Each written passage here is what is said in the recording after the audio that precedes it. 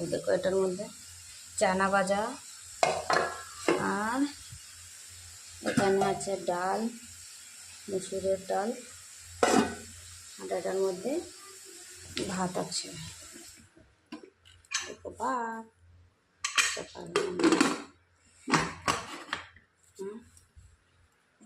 রান্নাঘরটা আমাদের, এখানে বাসন রাখা হয়, এখানে তেল, আর এটার মধ্যে একটু ভাত আছে,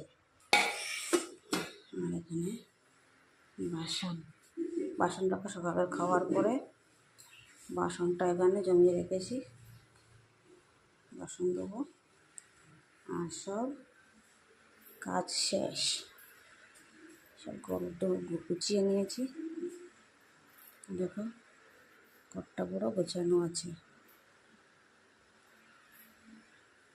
দেখো